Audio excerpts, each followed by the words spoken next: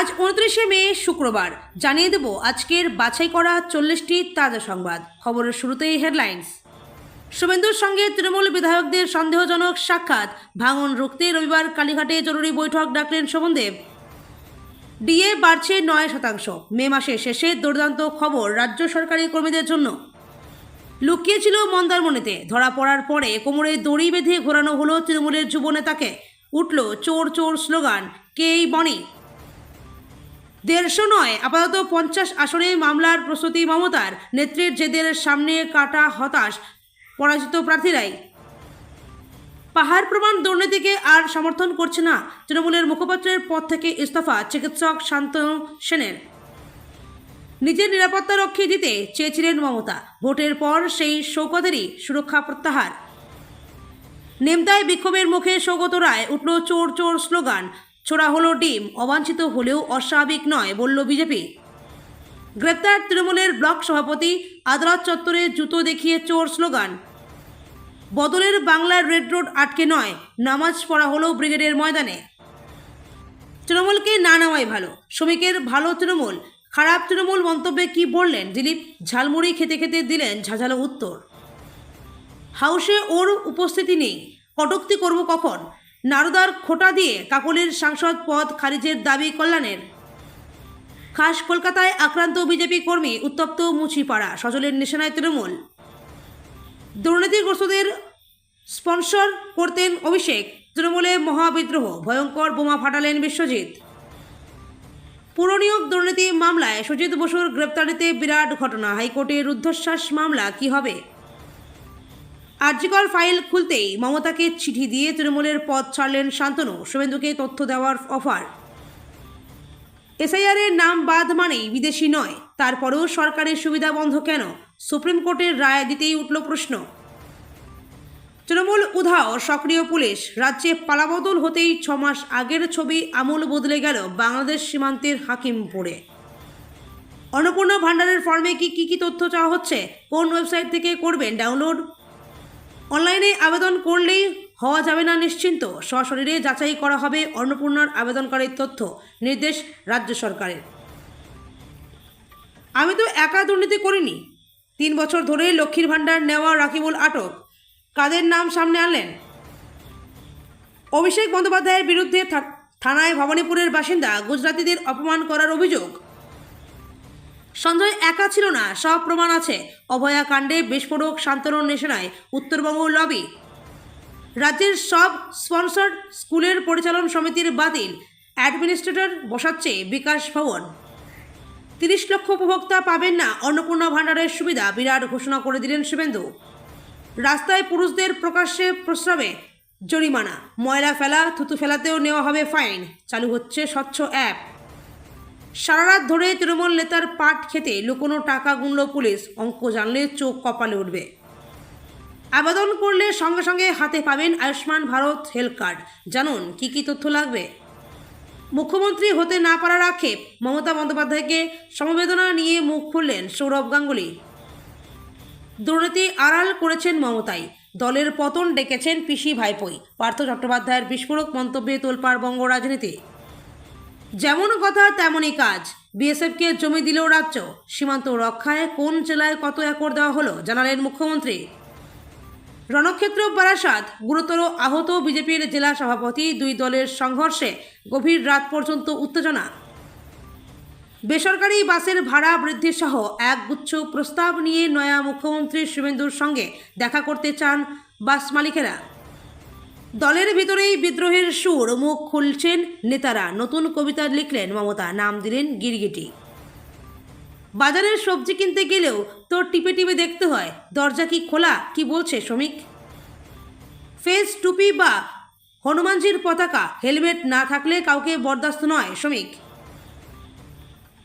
ট্যাংরায় তৃণমূল কার্যালয় থেকে উদ্ধার গুচ্ছ গুচ্ছ আধার কার্ড, রয়েছে কারণ নিয়ে ধোঁয়াশা, হয়রানির অভিযোগ স্থানীয়দের। সুরক্ষা কবচ প্রত্যাহার হাইকোর্টের, ফলতা হিংসা মামলায় যে কোনো মুহূর্তে গ্রেপ্তার হতে পারেন তৃণমূলের পুষ্পা। অসমে পাশ হলো ইউনিফর্ম সিভিল কোড, বিয়ে থেকে লিড ইন, এবার সবই এক আইনে। রাজ্যের বেকার যুবক যুবতীদের জন্য বড় খবর, যুবশক্তির করকরে 3000 কবে থেকে চালু হলো পোর্টাল। রেড রোড অতীত, নতুন রীতি মেনে ব্রিগেড ময়দানে ঈদের নামাজ পাঠ করলেন সংখ্যালঘুরা। এতক্ষণ শুনছিলেন আপনারা সংবাদ শিরোনাম, এবার শুনবেন বিস্তারিত খবর।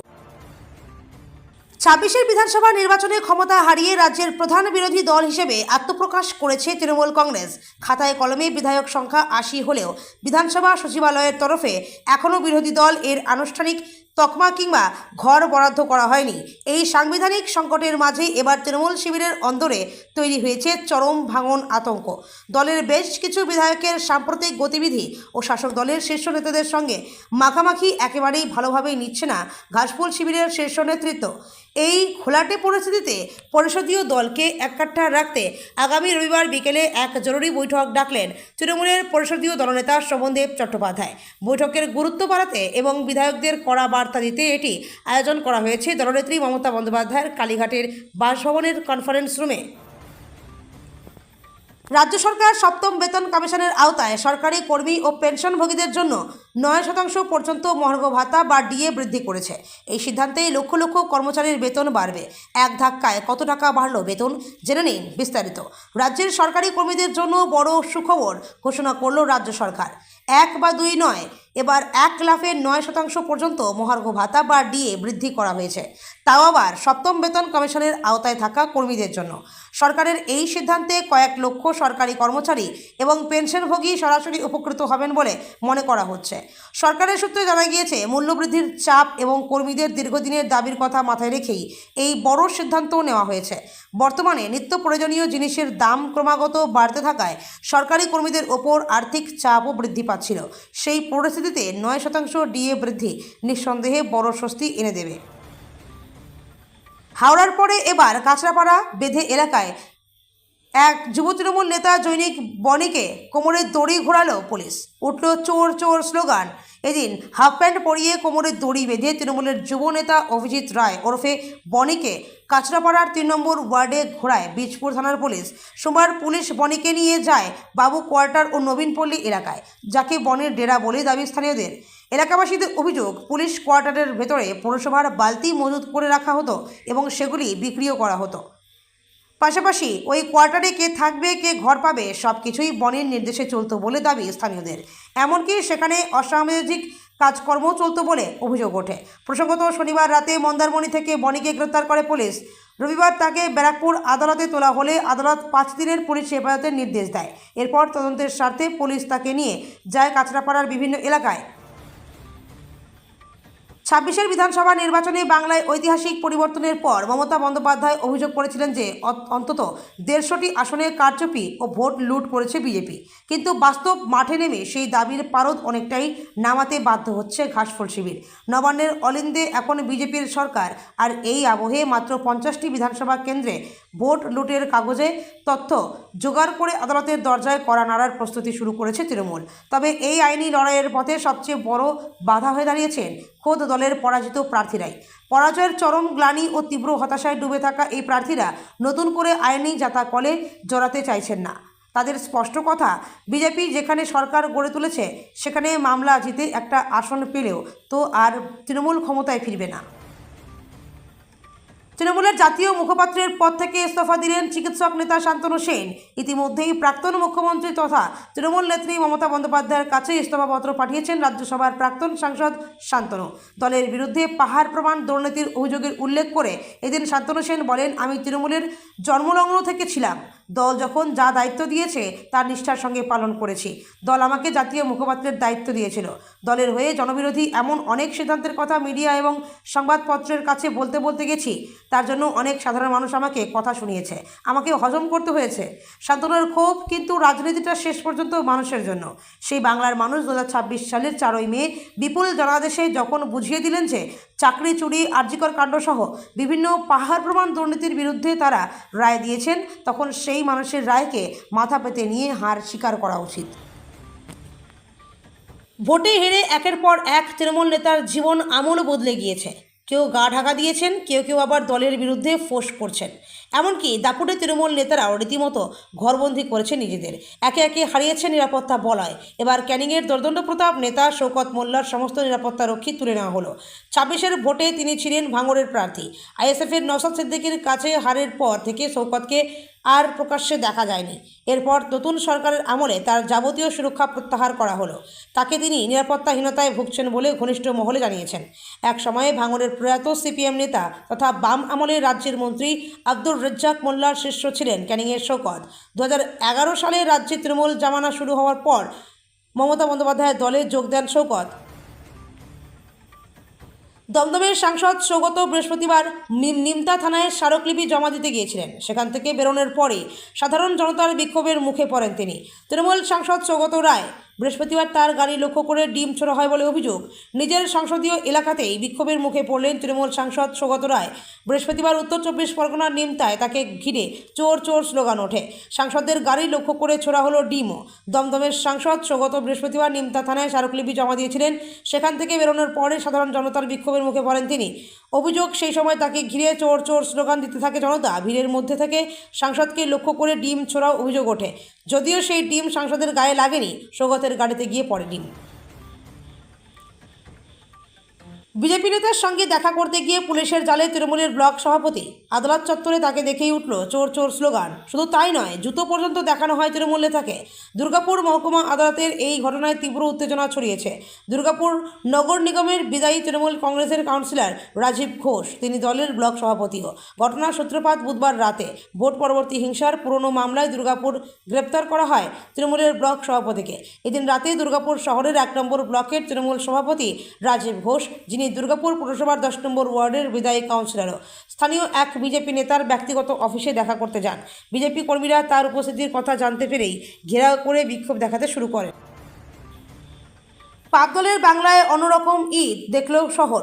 রেড রোড নয়, এবার ঈদের নামাজ হলো ব্রিগেড ময়দানে। শুধু তাই নয়, শহর এবং শহরতলির কোনো রাস্তাতেই হয়নি ঈদের নামাজ।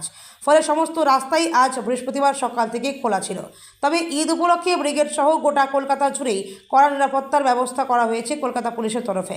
শহরের বিভিন্ন জায়গায় মোতায়েন করা হয় অতিরিক্ত বাহিনী। শুধু তাই নয়, ওয়াচ টাওয়ার থেকেও চলছে নজরদারি। বছরে দুবার রেড রোড চত্বরেই পাঠ হয় ঈদের নামাজ। পরিবর্তন তৃণমূল সরকারের আমলে যা অন্য মাত্রা পায়। উপস্থিত থাকতেন খোদ মমতা বন্দ্যোপাধ্যায়। পরবর্তী সময় তার সঙ্গে অভিষেক বন্দ্যোপাধ্যায়কেও দেখা যেত সেই মঞ্চে। যদিও 26-এর নির্বাচনে রাজ্যে পালাবদল ঘটেছে, বাংলার মসনদে এখন বিজেপির সরকার। ইকো পার্কে সমেজাজে দিলীপ ঘোষ। ঝালমুড়ি খেতে খেতে সকাল সকালে একের পর এক ধারালো প্রশ্নে মন্ত্রী দিলেন ঝাঁঝালো উত্তর। কখনো তৃণমূলকে আক্রমণ, কখনো অনুপ্রবেশ ইস্যু। ঝালমুড়ি খেতে খেতে মুখ চলল প্রবীণ দাপুটে বিজেপি নেতার। প্রাতঃভ্রমণে এসে আজ কি বললেন তিনি? প্রশ্ন, দীপঙ্কর বাদুড়িয়ার গুপ্তধন প্রসঙ্গে কি বললেন? উত্তর, এত টাকা যে রাখার জায়গা নেই। সবাই তো আর পার্থবাবুর মতো ফ্ল্যাট কিনে টাকা রাখতে পারেননি, যদিও পরে আটকাতে পারেননি। সবার ব্যবস্থা হবে।